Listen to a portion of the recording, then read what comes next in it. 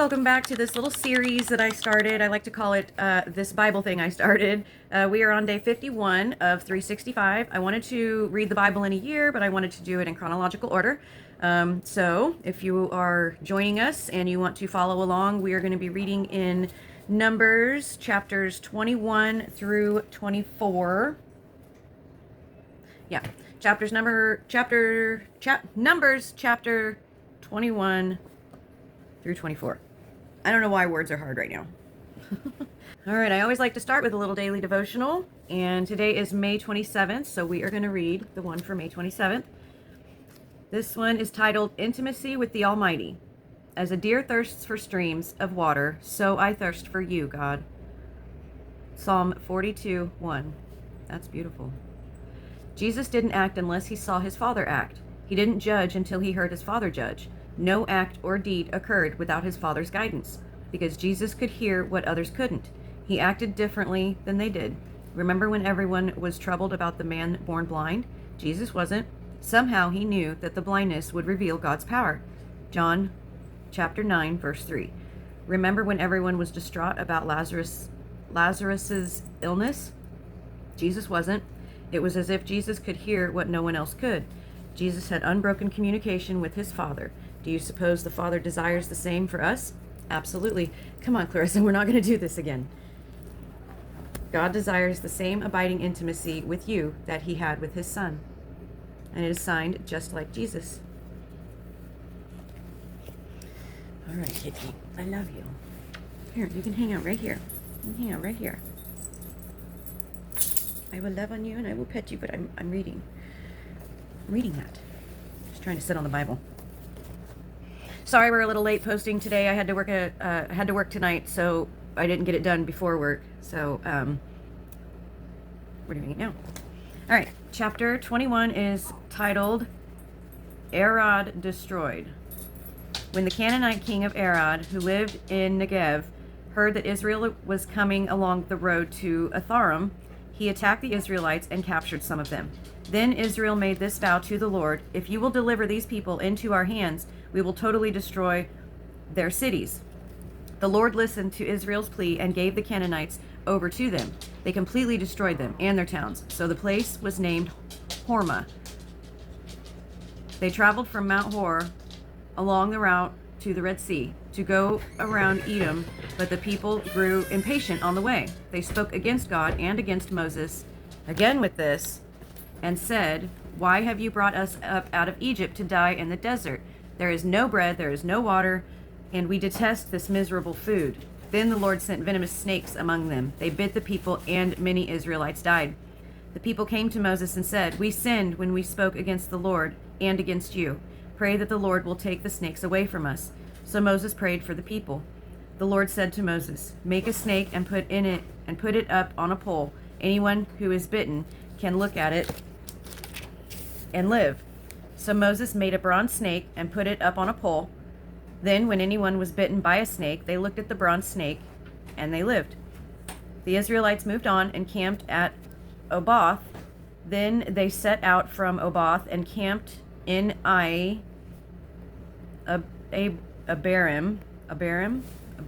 in the desert that faces Moab towards the sunrise. From there they moved on and camped in the Zered Valley. They set out from there and camped alongside the Arnon, which is in the desert extending into Amorite territory. The Arnon is the border of Moab, between Moab and the Amorites. That is why the book of the wars of the Lord says, Waheb in Saphah and the ravines, the Arnon and the slopes of the ravines that lead to the site of Ar and lie along the border of Moab. That was rough. Let's try that again. Waheb in Saphah and the ravines, the Arnon and the slopes of the ravines that lead to the site of Ar and lie along the border of Moab. From there they continued on to Beer, the well where the Lord said to Moses, gather the people together and I will give them water. Then Israel sang the song, spring up, O well, sing about it, about the well that the princes dug, that the nobles of the people sank. the nobles with scepters and staffs. Then they went from the desert to Matana, from Matana to Nahaliel, from Nahaliel to Bamoth, and from Bamoth to the valley in Moab, where the top of Pisgah overlooks the wasteland. This is going to be a long read, guys. I can already tell. Israel sent messengers to say to Sihon, king of the Amorites, "Let us pass through your country. We will not turn aside into any field or vineyard or drink water from any well. We will travel along the king's highway until we have passed through your territory." But Sihon would not let Israel pass through his territory. He mustered his entire army and marched out into the desert against Israel. When he reached Jahaz, he fought with Israel. Israel, however, put him to the sword and took his own land from the Arnon and the Jabbok, but only as far as the Amorites, because their border was fortified.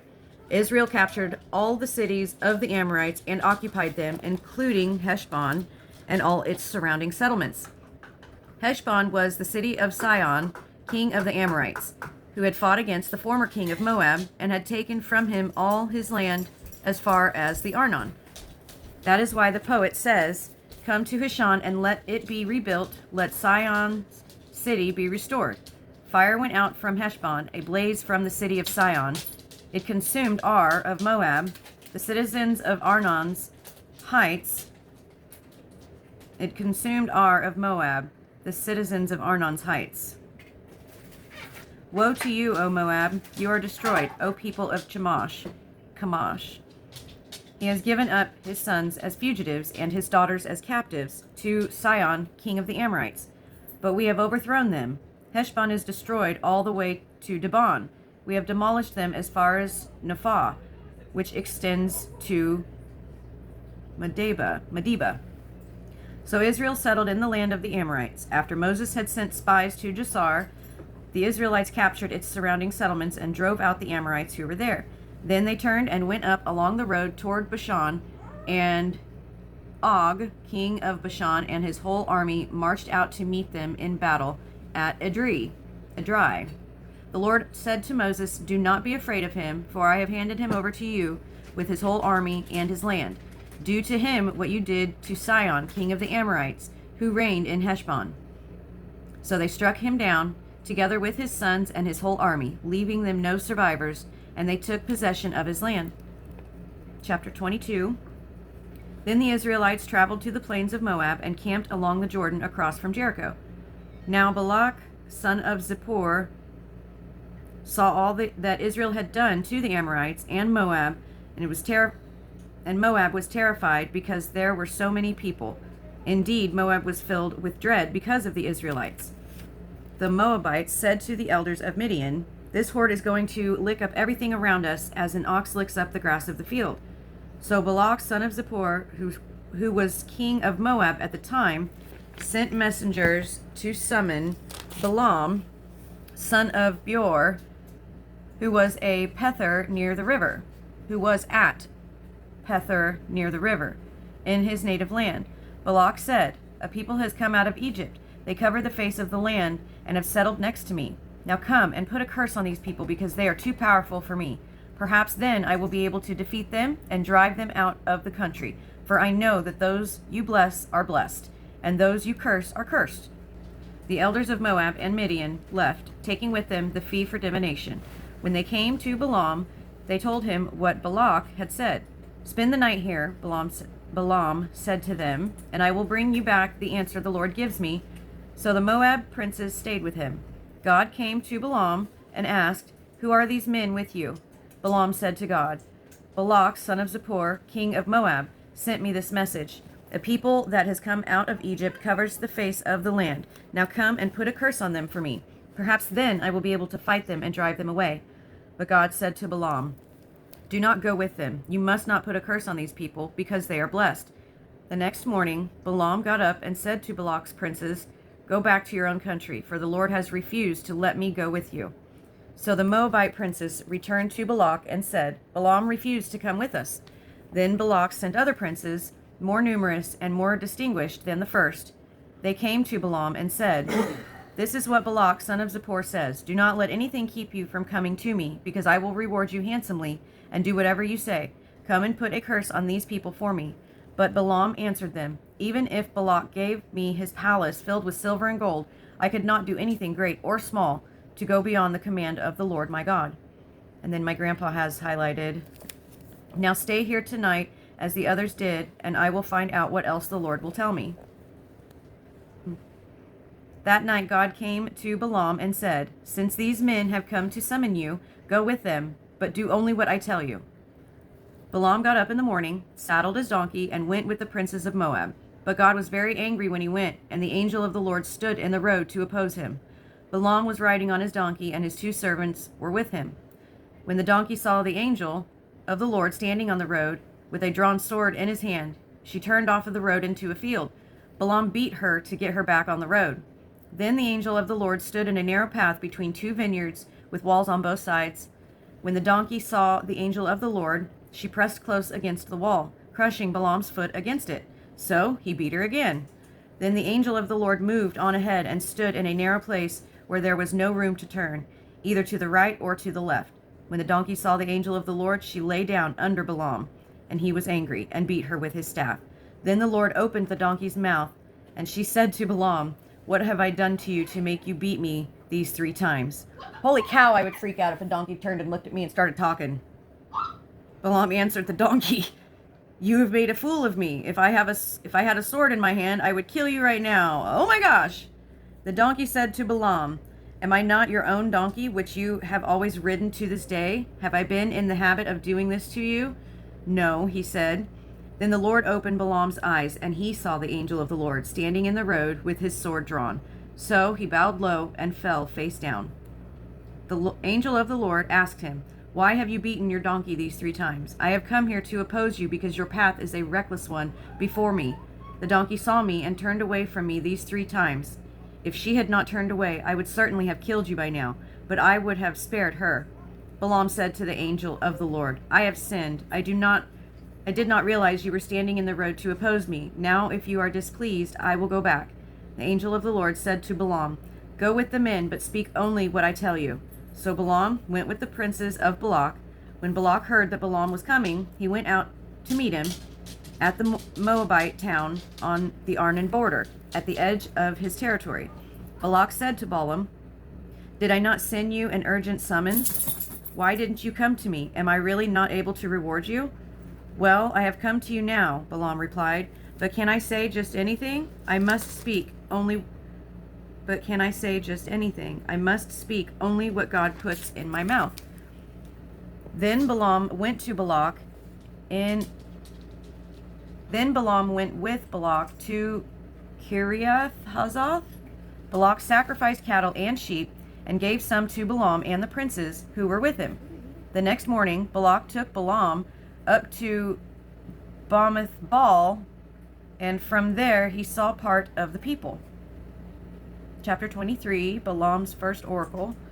Balaam said, Build me 7 altars here and prepare 7 bulls and 7 rams for me. Balak did as Balaam said, and the 2 of them offered a bull and a ram on each altar. Then Balaam said to Balak, Stay here beside your offering while I go outside. Perhaps the Lord will come to meet with me. Whatever he reveals to me, I will tell you. Then he went off to a barren height. God met with him, and Balaam said, I have prepared 7 altars, and on each altar I have offered a bull and a ram. The Lord put a message in Balaam's mouth and said, Go back to Balak and give him this message. So he went back to him and found him standing beside his offering, with all the princes of Moab. Then Balaam uttered his oracle. Balak brought me from Aram, the king of Moab, from the eastern mountains. Come, he said, curse Jacob for me. Come, denounce Israel. How can I curse those whom God has not cursed? How can I denounce those whom the Lord has not denounced? From the rocky peaks I see them. From the heights I view them. I see a people who live apart and do not consider themselves one of the nations. Who can count the dust of Jacob or number the 4th part of Israel? Let me die the death of the righteous, and may my end be like theirs.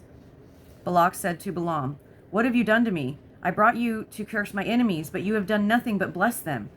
He answered, Must I not speak with the Lord what the Lord puts in my mouth? Then Balak said to him, Come with me to another place where you can see them. You will see only a part, but not all of them. And from there, curse them for me. So he took him to the field of Zophim on the top of Pisgah, and there he built 7 altars and offered a bull and a ram on each altar. Balaam said to Balak, "Stay here beside your offering while I meet with him over there." The Lord met with Balaam and put a message in his mouth and said, "Go back to Balak and give him this message." So he went to him and found him standing beside his offering with the princes of Moab. Balak asked him, "What did the Lord say?"